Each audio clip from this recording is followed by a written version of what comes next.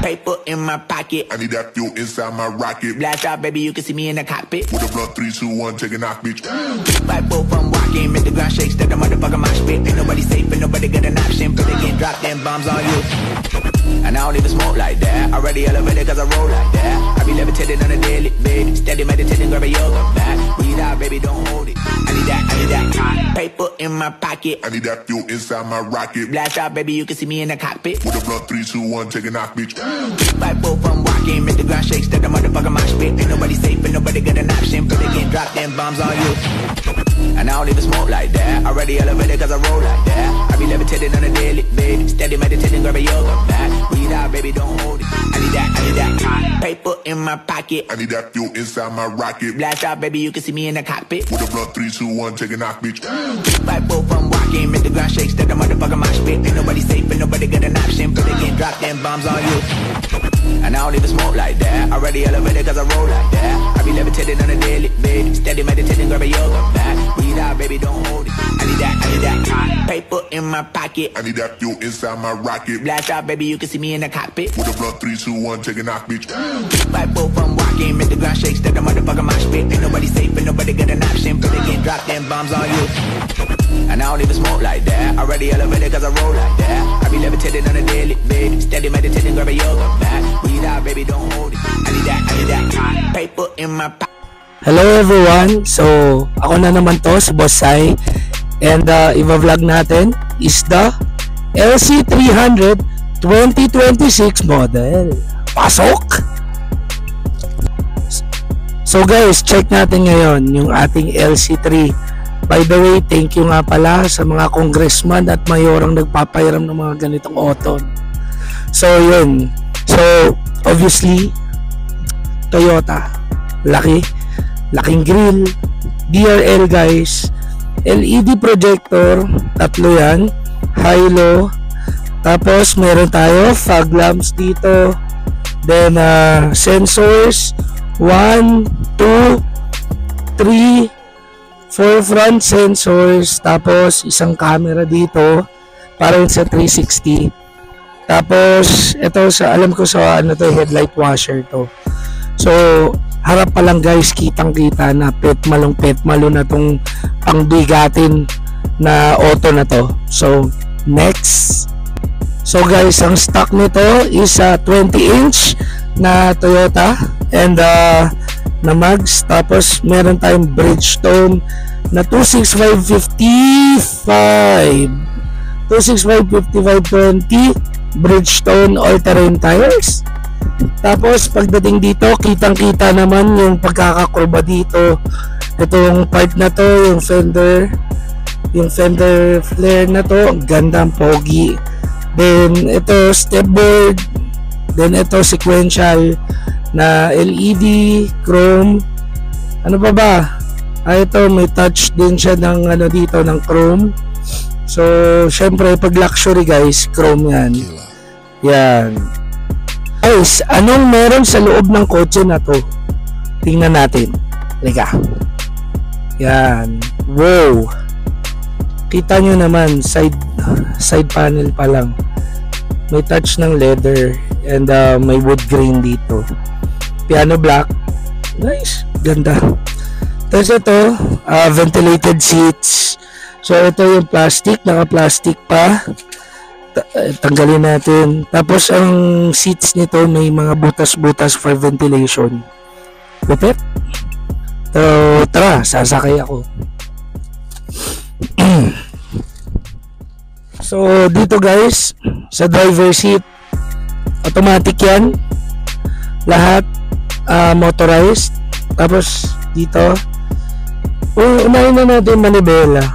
Manibela, may mga buttons, may back call, forward reverse, up and down volume dito sa may cruise control, lane assist, plus mode. So yan, technical yan, kakalikutin nyo na lang. And luckily ang 2026 na Land Cruiser naka digital LED monitor na siya, yung dash niya. Kasi before analog yan eh. Tapos may digital lang sa gitna. Then dito makikita nyo may ventilations and ito yung kanyang aircon. By the way, ito with the 12.3 inch display na radio. And take note guys, naka JBL surround to. So alam nyo naman pagka JBL maganda. Then ito makikita nyo sa gitna, yan, nandito ang aircon. Then ito for ventilated seats, heated seats, and ventilated seats. And dito adjust. So sa mga hindi nakakaalam, actually napaka basic naman ito.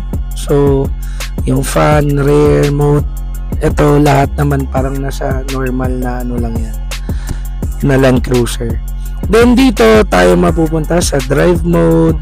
So dahil 4x4 po ito, may iba-iba siyang drive mode, no? So tara, tingnan natin doon sa cluster. Yan.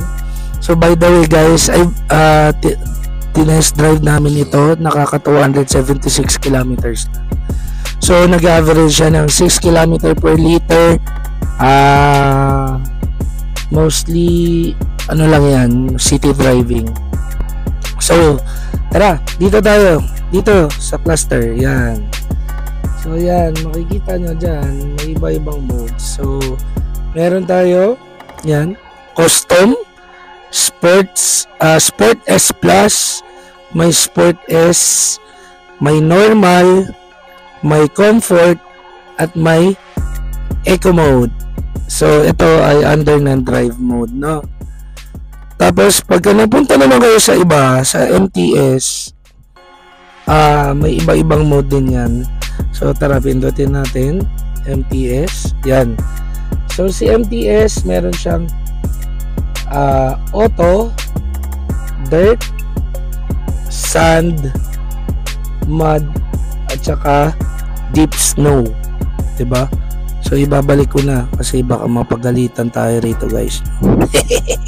So yun, dito naman makikita nyo ito yung shift.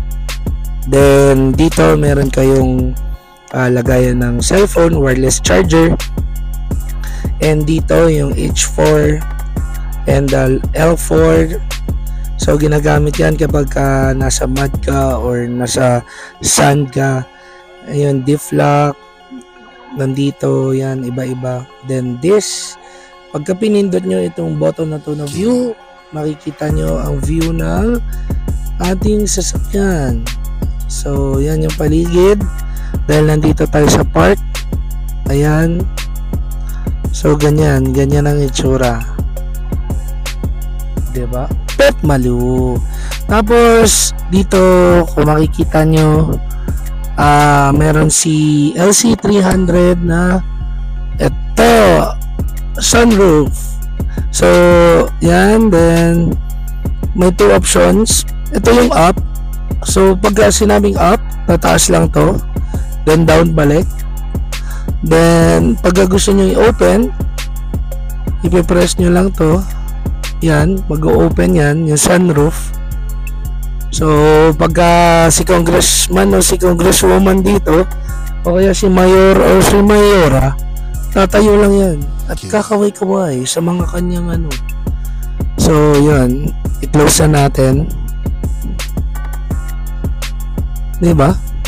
Guys, yung Pet Malu, ang ganda ng kotse na to. Oh my gosh. Ay, sana maglaglag si Lord sa akin ito. Ayun. Tapos dito meron kayong lagayan ng sunglass. Then ang kinagandahan dito, ito meron dong button dito. Ngayon kapag kagabi, pag may masilaw sa likod, meron niyang parang nagdidim. So or parang lumilinaw. So yun ang function niya. Ayun. So tara, punta tayo sa kabila. So guys, ayun, as you can see, naka-plastic pa yung radyo natin, bagong-bago yan. Then pupunta tayo dito sa glove box. Ngayon, ito po ang ating glove box ni LC300. And ang kinagandahan dito kay LC300, number 1 is yung safety nyo. May airbag dito, may airbag pa sa knee, meron pa sa curtain, meron pa dito, lahat na, pati dito meron. So yung safety ng family nyo Yan yung number 1 priority ni Toyota. And hindi lang yun, kilalang kilala si LC300 isa sa pinakamatibay na auto sa mundo. Alam niyo yan, kaya nga mahal yan eh, 'di ba? Kasi matibay. So Toyota matibay. By the way guys, hindi ko nasabi, meron pala ditong dalawang type C na port and isang HDMI port. Then meron kayong charger or cigarette socket ng lighter or dash cam. Yan, dyan nilalagay yan.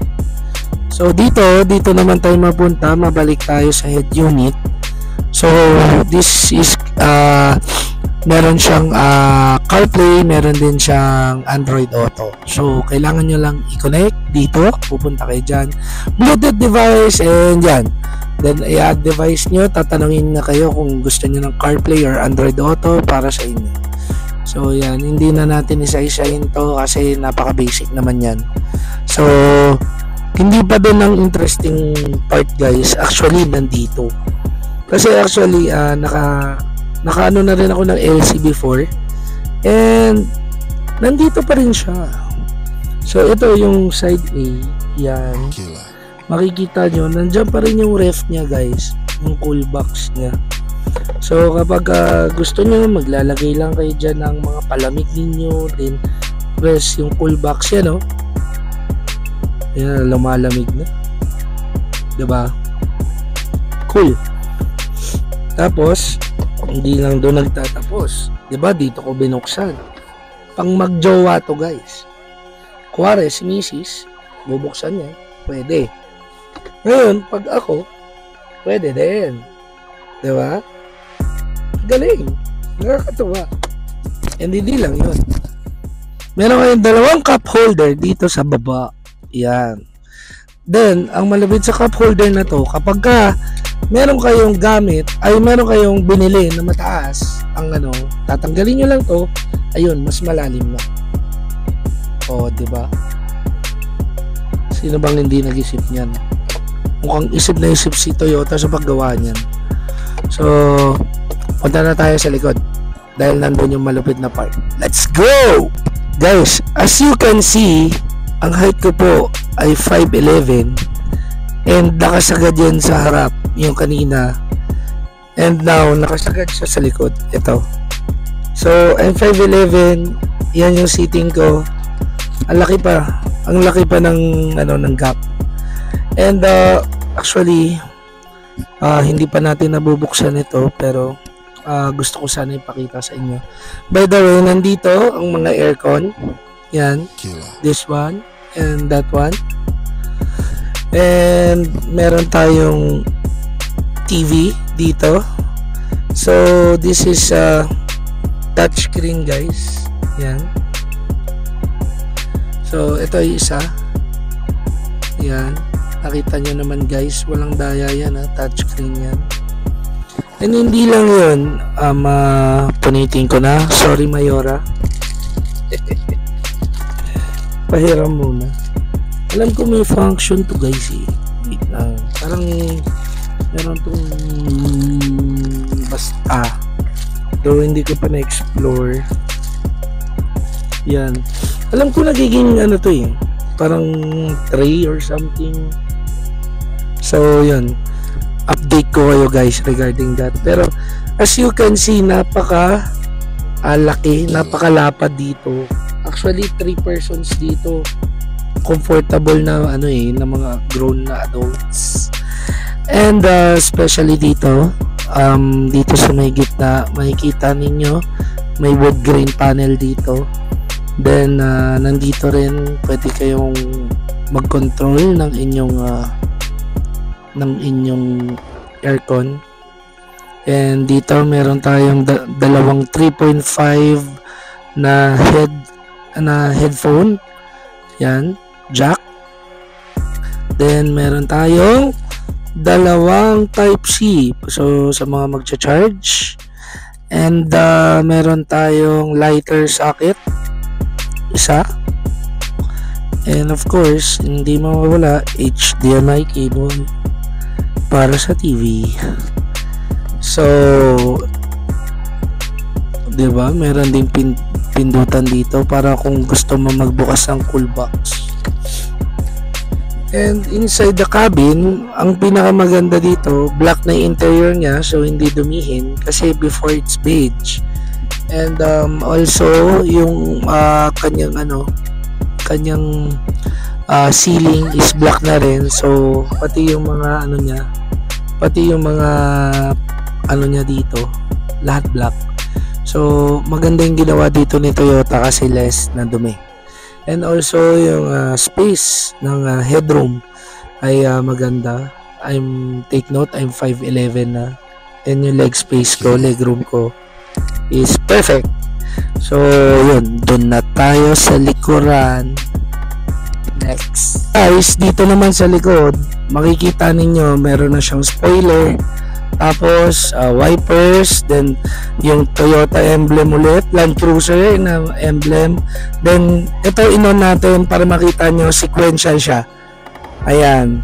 Then hindi lang doon nagtatapos, meron kayong tow hitch.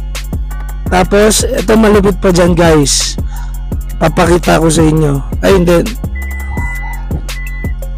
voila, walang pinipindot guys. Di ba? So dito na tayo sa likod. As you can see, ito na pinurchase na to ng owner. Pinurchase na to ng owner. So dito, ito 7-seater. Ang kinagandahan dito guys, yan, tanggalin muna natin para makita nyo naman. Ayan, pipindutin nyo lang yan, pang mayaman, diba? Diyos me Lord, sana magkaroon ako nito. Ayan.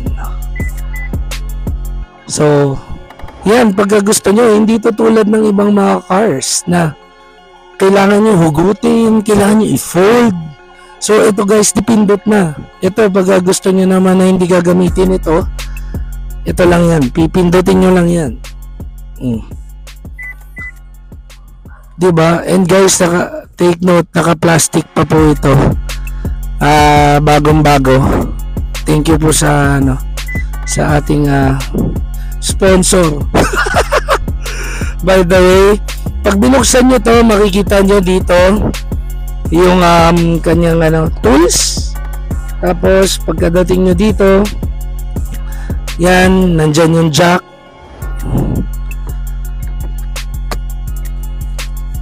Ayan, tapos meron kayo ditong saksakan, 220 volts. Yan, pwede kayo magsaksak dyan. And ano pa ba? So again, pipindutin ko, tailgate, automatic tailgate guys. Woo! By the way, dito guys, makikita nyo, camera to for reverse and for 360 also. And white ang LED lights niya. So, ang gwapo, di ba? Dito naman tayo. So, dito sa likod, regarding seats naman, inangat na natin yan kanina. Pero ngayon, papakita ko lang sa inyo, meron dito isang cup holder. Tapos kung anong gusto nyong ilagay dyan. And also, meron tayong Type-C dito. And this. So, ito, may button din. And meron ding button dito for the seats kung gusto nyong itaas ibaba. So, nandito rin. Yan, and done.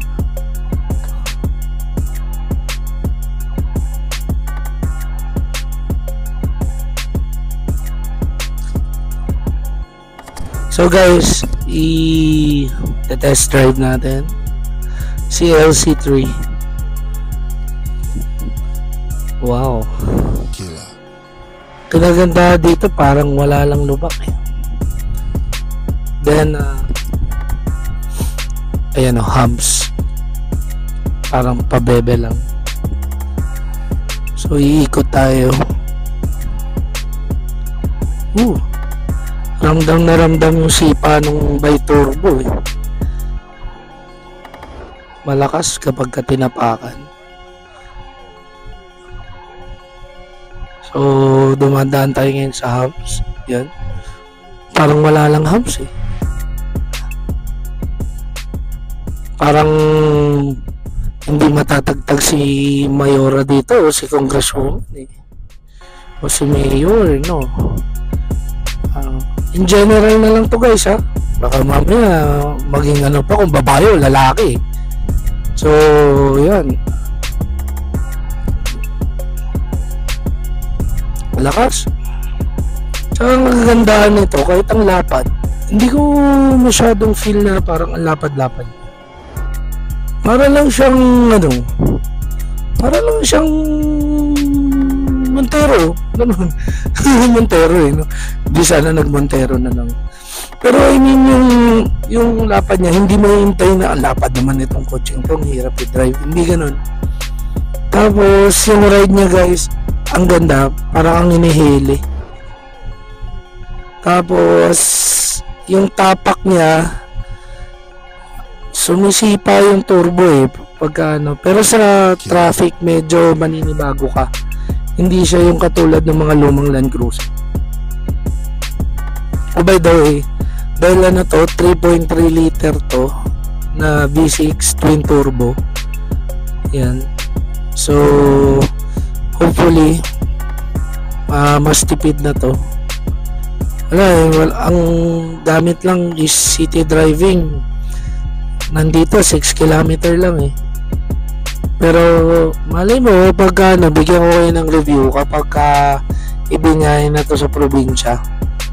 Ayan kung ilan ang average. Pero sa loob maganda, maluwag, comfortable. Dito sa driver lalo na. Syempre mukhang mayaman.